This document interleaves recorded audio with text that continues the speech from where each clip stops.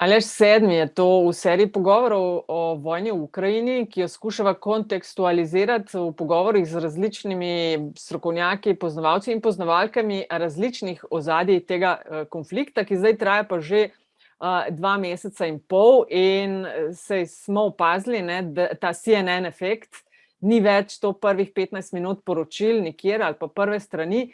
Še vedno je, ampak zdaj smo že počasi na 10., 15., 20. strani. Ampak ne, še vedno je veliko za povedati. Ja, Nataša, ne samo, da je veliko za povedati, tudi dlje kot ta žalostni in nepotrebni konflikt traja, ne, dlje kot traja ruska agresija na Ukrajino, na nek način več vemo o Ukrajini in več nas zanima o Ukrajini. Ker ne vem, kako je zate, za mojo generacijo je pač Ukrajina je bila vedno žitarica Evrope. Nekoč je bila del Sovjetske zveze, potem je bila neodvisna in v resnici je bilo to. Pa mogoče še kdaj na kakšni črni kroniki se je o Ukrajini govorilo. Ampak gre za državo in za področje, ki je za razvoj vzhodne Evrope, za, če hočeš, razvoj Rusije, Sovjetske zveze, zavedanja o slavizmu tudi, ne, v končni fazi, ključnega pomena. V bistvu si jaz želim, Nataša, da bi midva danes z najinim gostom lahko vsaj odškrnili tančico tega, zakaj je Ukrajina tako ključna in zakaj je tako posebna. Ja, popolnoma ambiciozen plan imava v naslednje pol ure mogoče nasloviti tiste neka glavna ali pa najbolj popularni termini, ki so se pojavljali v različnih prispevkih in analizah. Doktor Luka Lisjak Gabrijelčič, živjo, zdravo.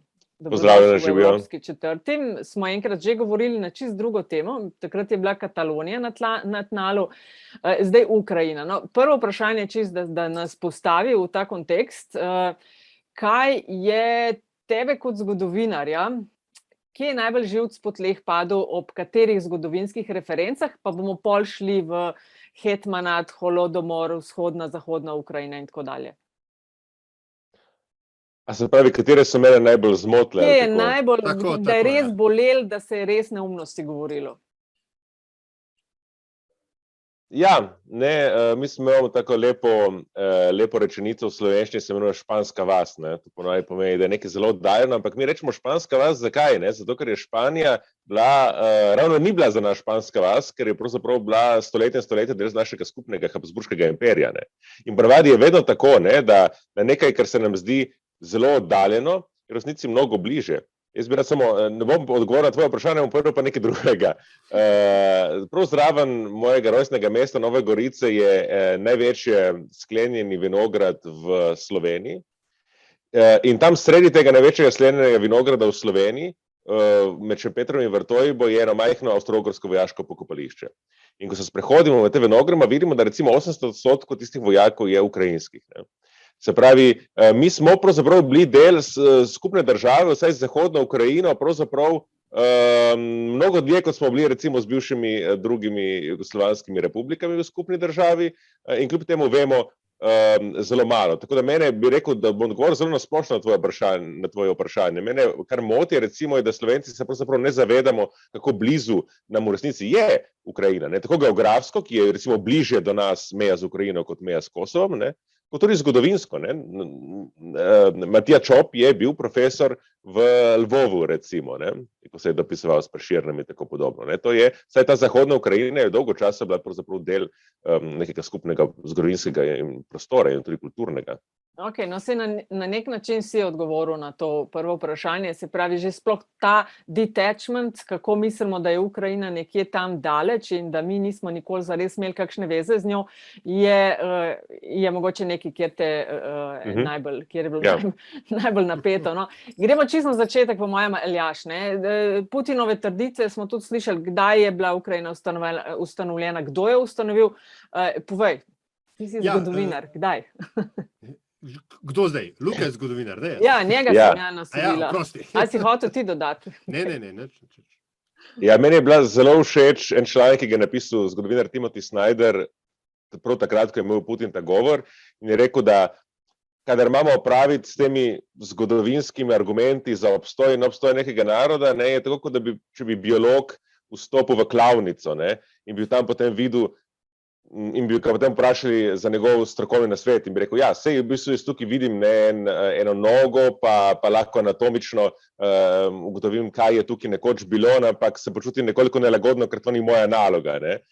In se pravi, je zelo lepo opisal, mislim, da občutek vseh zgodovinarjev, ko imamo opraviti s temi argumenti, ne, vse poznamo na sozanje, tudi to ni nam nekaj tujega, ne, recimo to opletanje z zgodovinskimi referencami in kdo je zgodovinski narod in kdo ni zgodovinski narod, poznamo zelo dobro tudi z naše zgodovine, ne, ker so nam sosedi neprestano očitali, da smo nezgodovinski narod. Ne. Poznamo recimo iz vojn v Balkanu, ne, če se spomnimo konec 80-90 let, so zadnje bila celotna Jugoslavija nasičena s temi, bi rekel, psevdozgodovinskimi argumenti in v tem smislu pač se Putinove reference vključujejo v ta žanr, ne. In predstavljajo, bo rekel, neko klasičen diskurs večjih imperialnih narodov glede na manjše, to čitanje pomanjkanje zgodovine in tako dalje, vse to bi mogli pravzaprav zelo dobro poznati iz naše izkušnje. Ne. Tam je izmed glavnih argumentov seveda Putinova je na nek način, ne, se pravi, mi smo ustvarili Ukrajino, ne, se pravi, Ukrajina je produkt Rusije, je pravzaprav del ruske kulture, ne bila umetno odtrgana od Rusije in kot bi rekel, centralni del njegove argumentacije je, da je pravzaprav kot samostojna politična entiteta nastala šele pod Leninom v Sovjetski zvezi. To je, seveda, kot vsaka manipulacija ima del seveda resnice. Ne?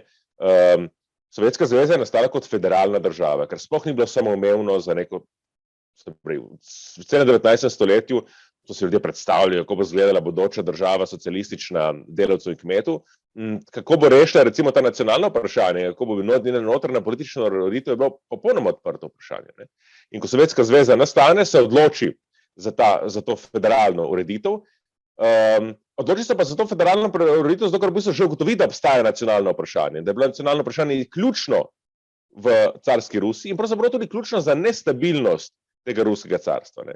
En izmed Leninovih, ja, lahko rečemo dokaj genialnih, bi rekel, ugotovitev je, da bo ta nova tvorba Sovjetska zveza dosti bolj stabilna, če bo urejena federalno in če bo omogočila svoboden razvoj tistim narodom, katerim dotlej carska Rusija ni. In to je tudi seveda razlog, da potem postane sovjetski model pravzaprav zelo privlačen tudi za take narode kot so Slovenci, ne, recimo že med vojno, recimo Tigrovci pri nas, ne, na Primorskem najdejo skupni jezik z italijanskimi komunisti in tako dalje, prav zato, ker je uradna linija Kominterne, bi rekel, poudarja to pomen nacionalne emancipacije, ne.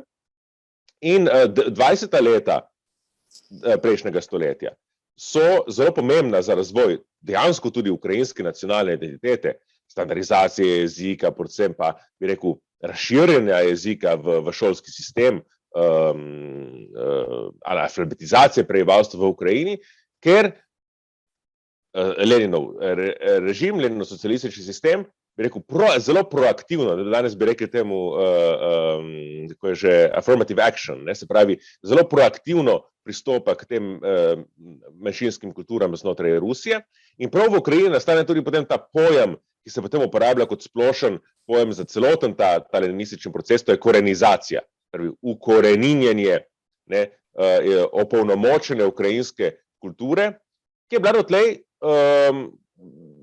dotlej v carski Rusiji v glavnem omejena na kmečko prebivalstvo, kot absolutno poznamo recimo iz slovenske zgodovine. Se pravi, bi rekel, neka socialna in identitetna situacija v tistem delu Ukrajine, ki je bila pod Rusijo, je zelo podobna to, kar recimo mi poznamo pred Prvo svetovno vojno na Štajerskem, ne, kjer pač mesta govorijo rusko, pač pri nas nemško, v podeželju se pa vedno bolj širi tudi na socialnih vprašanjih, bi rekel, ta ukrajinska nacionalna identiteta. Ne. In v 20 letih pod Leninom se potem v bistvu opolnomoči to ukrajinsko identiteto, se ji da nek socialistični priznak in to potem traja do Stalina. Ne. Potem Stalin je tisti, ki pravzaprav začenši z Ukrajino pripelje, se pravi, do izničenja teh, bomo rekli, dosežkov leninizma in izvede napad seveda pravzaprav na vse alternativne vire moči in seveda tudi avtonomije vseh teh republik, ki so potem podarjene izjemno, bomo rekli, niti ne centralističnemu, ampak totalitarnemu sistemu, ki emanira iz voditelja, in potem v tem seveda kontekstu ni več nobenega prostora za kakršnokoli kulturno avtonomijo kateregakoli naroda. Ne. In potem to se potem na nek način vleče pravzaprav skozi celotno zgodovino Sovjetske zveze, z določenimi prelomi, zlasti v 60. letih, ampak bi rekel, tiste vrnitve na čas leninizma, se pravi, kot ga poznamo tudi pri nas, potem iz Jugoslavije, zato resnično opolnomočenja manjšinskih identitet v Sovjetski zvezi potem ne vidimo več. Ne. Ker je ironično, ker je bil ravno Stalin tisti, ki je podprl Leninov pristop federalizacije in tega affirmative action, kot si rekel, ker je priznal, da Sekretar za narodnost, ja. Tako, da obstaja ukrajinska kultura in obstaja ukrajinski jezik in da lahko samo skozi jezik ta kultura obstaja, ampak verjetno je to inherentno razvoju avtoritarnosti potem Josipa Visarionoviča kasneje. Ampak ravno ta element ukrajinske državnosti, ki, kot si na začetku rekel, ga Putin v tistem svojem famoznem govoru ob začetku invazije zanika, je v resnici nekaj, kar se skozi tudi v 20. stoletju, pa če pustimo vse tiste zgodbe iz zgodnega srednjega veka v Kijevskem Rusu in tako dalje, ampak ker se v 20. stoletju vleče, je ukrajinska državnost, ne glede na vso centralizacijo iz Moskve, Ukrajina kot entiteta obstaja. Obstaja kot republika v Sovjetski zvezi in kot sem pred kratkim ponovno obnovil znanje srednje šole, obstajala je kot subjekt mednarodnega prava. Je to... Ja, to so relevantno za današnjo Absolutno. Ukrajina je ustanovna članica Združenih narodov. Rekel so ustanovijo Združenih narodov, to je ta lepota stalinizma, v bistvu ta igra Stalin seveda ohrani Leninov sistem, izvotliga njegovega izvornega pomena in potem se pač igra s temi entitetami, ki so izpraznjene, to je v bistvu tako deluje ta sistem. In kar on takrat leta 1945 prosi in zahteva, je, da ravno zaradi izjemnega doprinosa Ukrajine in Belorusije, Ukrajinske in Beloruske socialistične republike pri zmagi nad nacifašizmom, da imajo tudi one, katerih narodnost je že priznana znotraj Sovjetske zveze, svoje mesto v Združenih narodih. To so verjeli pač, da ima potem Stalin v tistih prvih Združenih narodih, ki imajo mnogo manj članov kot danes, 3 glasove. Ampak seveda zavezniki to priznajo in mu potem dajo te 3 glasove, ker seveda potem tudi Kanada je potem članica teh Združenih narodov, ki je v bistvu del Commonwealtha, in tako da znotraj tega paketa pride tudi Ukrajina noter. Mislim, da ima zdaj čisto detaljno, celo na eni točki se zgodi v koncu 40. let, da temu veleposlaniku ukrajinskemu Združenih narodov ima en trenutek samostojnega odločenja in mislim, da ima zelo pomembno vlogo pri izglasovanju resolucije, s katerimi je ustanovljen Izrael, mimogrede. In se še danes ne ve točno, ker niso te arhivi prav odprti, ali je to bila Stalinova igra, da je v bistvu s tem mogoče ustanovitev Izraela, ali dejansko bila to, bi rekel, solo poteza tega ambasadora, ampak glavne se nagibajo k tej prvi tezi. Torej, ja, absolutno.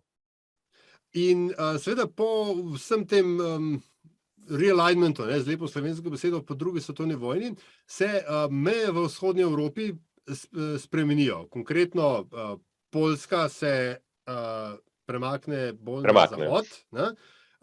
Ukrajina pa tudi dobi, oziroma me boš popravil, ampak hočemo v bistvu vprašati, na kateri točki začnemo govoriti o vzhodni in zahodni Ukrajini?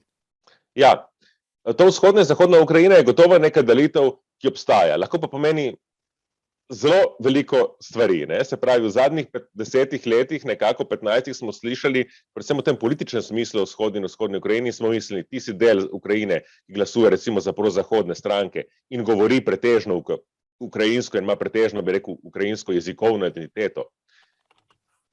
In je ena, in potem vzhodna tista proruska, to se je v zadnjih 8 letih se je zelo razvodnela ta delitev, zlasti pod Zelenskim, ampak je nedvomno pred tem obstajala. To je ena stvar. Potem na to govorimo to delitev iz medvojnega obdobja, se pravi zelo pomembna delitev, ki je trajala sicer 25 let, ampak je bila zelo pomembna zaradi teh izkušenj zelo različnih. Ne. Se pravi, en je ta, bi rekel, vzhodna Ukrajina, ki je bila del Sovjetske zveze in ki je šla recimo skozi te izjemno traumatične izkušnje Sovjetske zveze. Nekaj drugega je ta zahodna Ukrajina, Galicija in Volinja, ki je bila del Poljske druge republike, ki je imela spet drugi nabor izkušenj, ne zelo pozitivnih v Poljski republiki, ampak gotovo to ni bil nek totalitaren sistem, ne, je bil nek bolj avtoritaren. Ne. Oni so imeli približno tak položaj recimo te Poljske republike, kot recimo Koroški Slovenci v času prve Avstrijske republike. Ne. Se pravi, težaven, ampak ne mogoč. Ne. Zdaj, zgodovinsko in kulturno je še ena potem ta delitev, ki je mnogo starejša, in to je delitev med tistim delom Ukrajine, ki je bil del Ruskega carstva, to je ogromna večina, in tistim delom, ki sem ga omenil na začetku, ki je bil del Avstrijskega imperija. Ne. In kar je značilno recimo za ta del Galicija, ne, ki je se ob prvi delitvi Poljski priključi Avstriji, je, da tam je prvo edini del Ukrajine, kjer se ohrani ta grško-katoliška tradicija. Ker tradicionalno od zgodnega novega veka dalje Ukrajinci niso bili pravoslavni. Oni so se kot del Poljsko-Litvanskega kraljestva, zato Unijo v Brestu, priključili katoliški cerkvi. Ohranili so svojo bizantinsko, grško, ne, se je reklo takrat, obredje, ampak so bili polnopravni del katoliškega občestva, kot so še danes pravzaprav na Bližnjem vzhodu številne armenska katoliška cerkev in tako dalje, ki ohranijo svoje obredje, ampak priznavajo papeža in so del katoliškega občestva. Ne. In to je bilo vse do priključitve Ruskemu carstvu z delitvami Poljske, ne, in že prej, ne, ko pač se Rusija širi na to območje od 17. stoletja dalje, in potem začne, bi rekel, rusificirati to cerkev, ne, se pravi zrinjati ta prejšnji, takrat so omenjali rutenski, danes bi rekli ukrajinski cerkveni jezik, ne, priključevati to območje ruski kulturi in ruski cerkvi. V tistem delu, ki pa je bil pod Avstrijo, se je ohranila ta starejša grško-katoliška tradicija in seveda tudi pred Prvo svetovno vojno so Ukrajinci pod avstrijskim cesarstvom, spet kljub težavam, ker njihova dežela je bila seveda pod poljsko dominacijo, ne, politično, so imeli osebne svoboščine, so potem, bi rekel, v zadnjih fazah celo bili on track, bi rekli, da bodo dobili svojo lastno univerzo, so bili samostojni politični akter pri formaciji recimo avstrijskih vlad in tako dalje, in predvsem je vladala svoboda združevanja, ne, in zato je postala i ta Galicija, to je območje okrog Lviva, pa potem še bolj južneje, ne, Bukovina in tako dalje, Trnopol, to so ta mesta, ne, najbolj zahodnega dela Ukrajine, je v bistvu v koncu 19. stoletja postala en izmed center razvoja ukrajinske nacionalne identitete, ker so bili pogoji mnogo bolj liberalnejši pod avstrijskim imperijem, ki je seveda tudi marsikdaj dobrohotno gledal na to identiteto kot neko protivtež recimo Poljakom znotraj lastnega imperija, tudi kot nek protivtež ruskemu vplivu. Gotovo so raje imeli recimo ukrajinske nacionaliste znotraj svojih meja kot neke proruske, recimo, ne, neko prorusko prebivalstvo. Luka, Ukrajinci so bili na nek način to, kar si tudi zdaj razlagal, ujeti med dva imperija. Ena stvar, ki se pa pojavlja v kontekstu te vojne, sploh s strani tistih, ki na nek način zagovarjajo ali pa upravičujejo to, kar so Rusi naredili z napadom in s to vojno v Ukrajini, je pa omenjajo to denacifikacijo Ukrajincev, pri čemer pogosto se vrnejo v leta druge svetovne vojne, češ, ja, Ukrajinci so sodelovali z nacisti, so bili v koncentracijskih taboriščih, veljali za najhujše paznike in pri čemer pa pozabljajo ob tem dodati, kaj se je zgodilo 10 in več let prej, in to je ta holodomor. A lahko malo razložiš, kako je do tega pripeljalo, kaj je to pravzaprav bilo, da v malo več kot 2 stavkih povemo, kaj se pravzaprav pred drugo svetovko dogajalo? Jaz mislim, da ta floskula, ta mem o denacifikacije Ukrajine, spet ga lahko poskušamo razumeti znotraj tega, kar poznamo bolje, recimo zgodovino jugoslovanskih vojn. Meni to se mi zdi zelo podobno o tej zgodbi, ko se je govorilo, ko je srbska agresija na Bosno govorila o tem, da hoče preprečiti fundamentalizacijo ali pa da se bori proti islamskemu fundamentalizmu. Ne. To je dejansko zelo dobra usporednica, ne. In moramo na ta način tudi to gledati. In usporedno se tudi v tem smislu, da dlje, ko bo vojna trajala, bolj je verjetno, da bodo dejansko se tudi na ukrajinski strani okrepile, bi rekel, skrajne nacionalistične pozicije, tako kot seveda je veljalo v vojni v Bosni. Dlje, kot je vojna trajala, več je bila verjetnost, da bo dejansko tudi islamske milice začele vznikati. To je na nek način self-fulfilling prophecy. Tako da to je po mojem treba obravnavati bolj kot neko retorično floskulo. Zdaj, če vzamemo zgodovino druge svetovne vojne, ko nacistična Nemčija napade Sovjetsko zvezo takrat poleti 1941, ko prodira v Ukrajino, seveda naleti dostikrat na prebivalstvo, ki sprejema to okupacijsko silo z naklonjenostjo, z rožami, bi rekli danes. En izmed razlogov je seveda zato, ker se je 2 leti o tej nacistični Nemčiji v sovjetskem tisku govorilo pozitivno. Se je govorilo vse dobro, ker je bila od leta 1939 dalje zaveznica Sovjetske zveze. Ampak ukrajinsko prebivalstvo zelo, zelo hitro spozna, kakšen je namen nacistov v Ukrajini, se pravi ustanovitev nekega rasnega imperija. In tukaj je dejansko prostora za nek modus vivendi pravzaprav ni. In tukaj bi rad opozoril, da je seveda nastanejo bi rekel, izjemnega nezadovoljstva nad sovjetsko vladavino in antisemitizma in vseh teh razlogov, seveda tudi pronacistične ukrajinske milice, to kot nastanejo proruske nacistične milice, kot nastanejo nazadnje norveške, slovenske, srbske. Ni območja v okupirani Evropi, kjer ne bi imeli tudi kolaborantstva, mogoče edina izjema Poljska, ker tam pravzaprav Nemčija ne dovoli tega prostora za kolaborantstvo, če ne bi bilo verjetno tudi tam.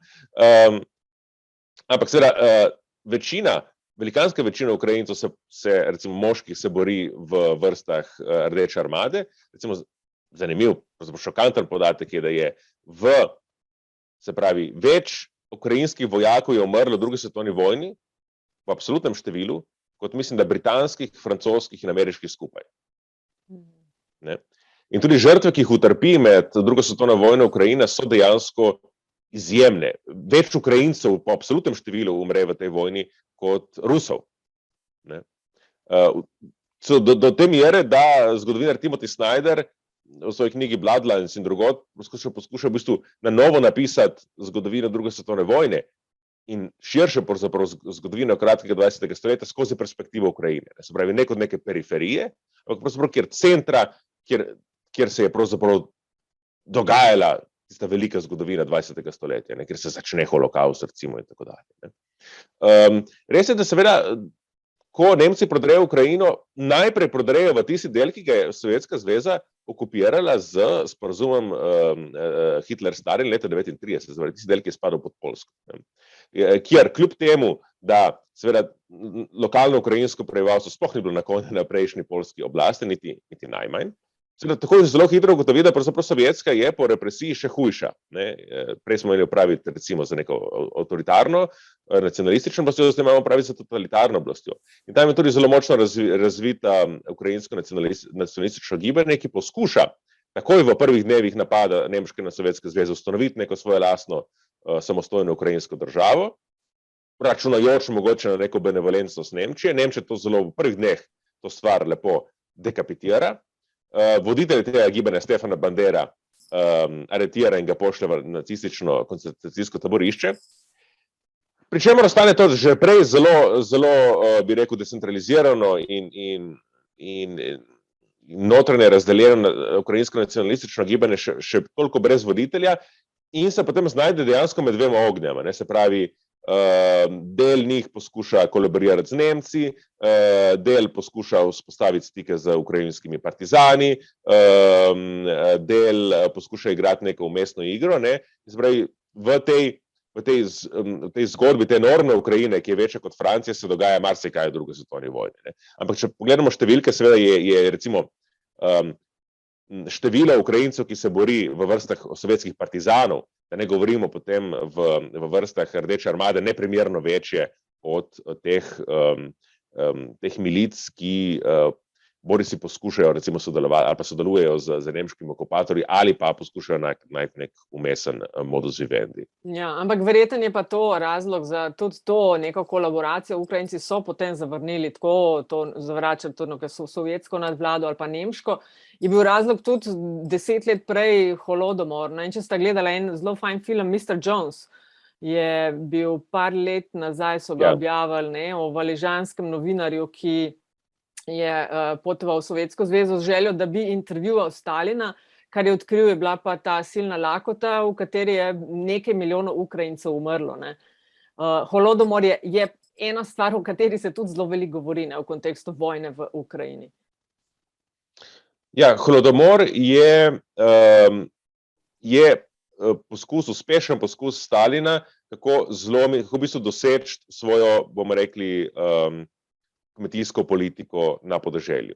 Se pravi, kako uničiti ta razred malih zemljiških posestnikov, ki ga je pravzaprav opolnomočil Lenin, takrat po koncu državljanske vojne, leta 21 in naprej v 20 letih, ko se pač Sovjetska zveza pod Leninom konsolidira, se gre v to mnogo liberalnejšo ekonomsko politiko, imenovana nova ekonomska politika. Nekaj recimo bomo rekli nekako podobno, če si zamišljamo recimo Jugoslavijo v 70-ih pa 80-ih letih. Je zelo veliko eksperimentov, ki so zelo daleč od nekega ortodoksnega marksizma in tudi bi rekel sovjetskega modela, kot ga poznamo kasneje. In znotraj tega predvsem on opolnomoči recimo male kmetijske posestnike, jih spodbuja, da pač sami, bi rekel, delujejo kot bi rekel, podjetniki znotraj nekega socialističnega tržnega modela. In ko pride Stalin na oblast, začne zelo sistematično vse te ukrepe, bi rekel, zatirati in uveljaviti svojo, mnogo bolj rigorozno ortodoksno politiko ekonomske centralizacije in seveda to je pravzaprav edini razred, ki resnično še vedno mu je na potu, to je samostojni kmečki razred. In ta razred je izjemno močen v Ukrajini, tudi zato, ker je Ukrajina, kot smo rekli, žitnica Evrope, in skupaj potem seveda z zatrtjem ukrajinskega nacionalizma, se pravi tistih, bi rekel, proukrajinskih elementov znotraj komunistične partije, ki jih je opolnomočil Lenin, se začne tudi v bistvu vojna z podeželskim prebivalstvom, z samostojnim kmečkim prebivalstvom kot poskus kolektivizacije, ki ne, bi rekel, ni koncentriran, ne obsega samo Ukrajino, to je tudi del Južne Rusije, je žrtev iste politike, ampak je bomo rekli, v 80-90% pač zaradi narave ekonomije koncentriran v sami Ukrajini. In tukaj gre, da v bistvu Stalin, to je zdaj danes, dolgo časa se ni vedlo, je bilo to v bistvu, kako bi rekel, ta velikanska lakota je bila negativna posledica slabih politik ali je bila načrtno proizvojena. In danes recimo vemo mnogo bolj, recimo kot še pred 10 leti, da je dejansko začne se kot neka katastrofa zaradi slabe ekonomske politike in potem, ko v bistvu ugotovi Stalin, da pravzaprav se s tem da disciplinirati kmečko prebivalstvo, postane načrten, bi rekel, politika izstradanja kmečkega prebivalstva kot način, da se ga podredi, da se ga uniči, da se potem izvede kolektivizacija. To seveda prizadene Ukrajino neprimerno bolj kot ostale republike Sovjetske zveze in imajo seveda travmatske, bi rekel, posledice tudi na kolektivnem spominu. Milijoni so umrli zaradi tega genocida. Aljaž, izvoli, ti imaš vprašanje na temo? Saj smo že se proti koncu gibljamo našega pogovora, ampak do zdaj smo v bistvu kontekstualizirali ukrajinsko državnost, nacionalnost, če hočemo, odnos z ruskim prostorom in konkretno Sovjetsko zvezo, ampak nismo pa kontekstualizirali odnosa Ukrajine do Vladimirja Vladimiroviča Putina, oziroma obratno.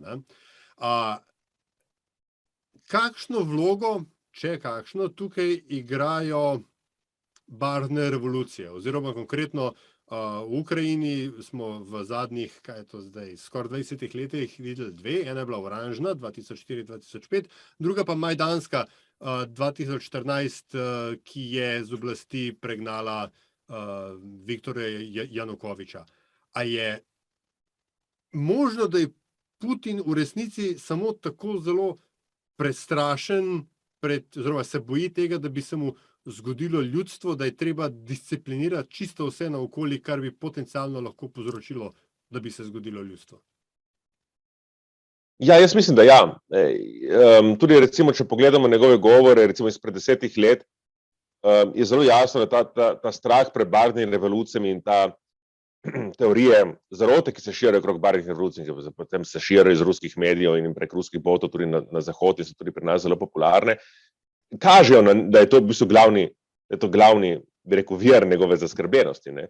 Da bi utegnil v Ukrajini nastati nek, kako bi rekel, alternativen sistem vladanja, ki bi bil bolj demokratičen, bolj poliarhičen, ki bi predvsem predvideval netraumatično menjavo oblasti, ne?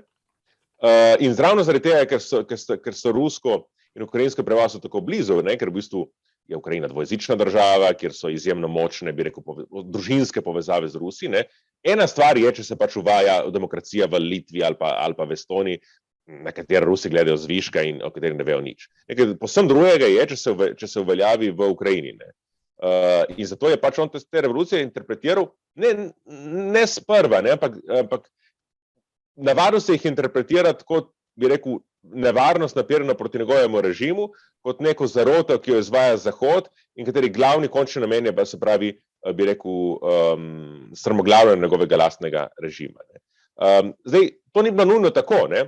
Po oranžni revoluciji, jaz bi rad spomnil, recimo, da predvsem Timošenkova, ne, Julija Timošenko, ene izmed ikon, ne, te revolucije se spomnimo tudi v Sloveniji, se je dosti z njo, bi rekel, opletalo, ne, ker se je pač usporedilo njeno mučeništvo z mučeništvom Janeza Janša, ne, če se spomnimo na desnici takrat. No, ona potem bolj ali manj izginila iz političnega prostora, ampak recimo ona je ravno to je bila njena politika, ne, se pravi, nek prozahodni kurs v notranji politiki, tak da ustreza njej seveda, ne. V zunanji politiki pa ona dejansko iskala modus vivendi z Putinom, ne.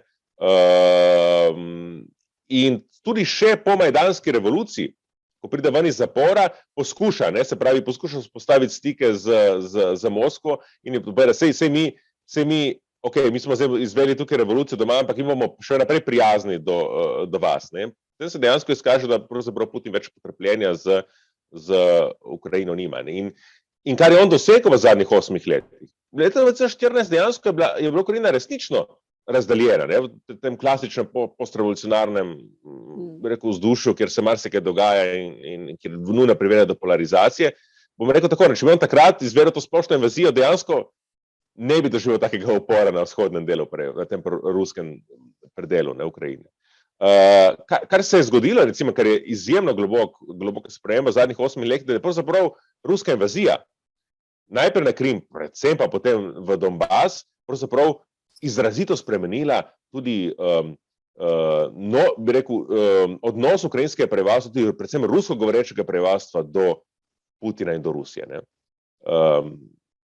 Mi to pozabljamo, ne, ampak iz Donbasa je v zadnjih 8 letih recimo 2 milijona približno ljudi, 1,5 – 2 milijona ljudi zbežalo v glavnem na zahod, se pravi na zahodni del Ukrajine, to so v 90%, če ne več, rusko govoreče prebivalstvo.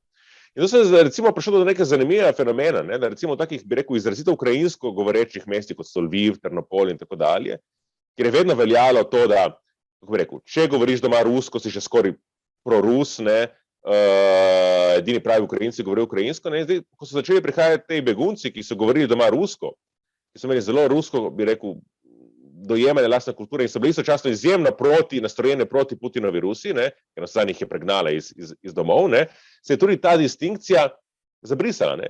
In mislim, da prav predsednik Zelenski, ne, ki je izvoljen s plebiscitarno večino na teh volitvah 2019, je nekako simbol tega, ne, ker on izhaja iz rusko govoreče družine, moji ukrajinski prijatelji pravijo, da se je zelo pozno in slabo naučil ukrajinsko in tako dalje, ne, ampak bi rekel, ga nihče več ne psoja, da je ruska lutka, ne. Torej, to dejansko je uspel pravzaprav Putin v zadnjih 8 letih pravzaprav skovati neko novo ukrajinsko identiteto, ne. To, kar so v bistvu s tem so se belili glavo Ukrajinci ne prejšnjih 15 let, je pravzaprav uspel Putin doseči v 8 letih, ne, se pravi, da se je oblikovala neka državna ukrajinska identiteta, ki presega te jezikovne delitve, ne, ki so seveda jezikovne delitve, ki so se v glavnem ustvarile na sicer carski podlagi, ampak so se v glavnem ustvarili v Sovjetski zvezi. Po tem uničenju, ko smo govorili tega ukrajinske kulturne avtonomije v 30 letih, pač ruščina potem do konca Sovjetske zveze bila absolutno jezik z vsem socialnim statusom in tako dalje, da je bila ukrajinščina pravzaprav relegirana v nek drugorazredni jezik, tipično kot poznamo recimo v teh postkolonialnih, kolonialnih področjih. Recimo to je neka izkušnja, ker recimo, ki mi Slovenci pravzaprav nimamo, zato ker je Jugoslavija delovala drugače, ker je, bi rekel, dopuščala to kulturno avtonomijo posameznih republik mnogo bolj kot Sovjetska zveza. Tako na nek način, kot je uspel Putin okrepiti povezavo NATO, nove članice, ki želijo postati, tiste, ki so že, bodo dajale še več denarja oziroma mogoče vsaj izpolniti tiste 2%, ki sta pogoj za članstvo. Dr. Luka Lisjak Gabrijelčič, najlepša hvala za gostovanje v Evropski četrti in da si nama pomagal še ta del osvetliti vojne v Ukrajini. Srečno. Hvala. Nasvidenje.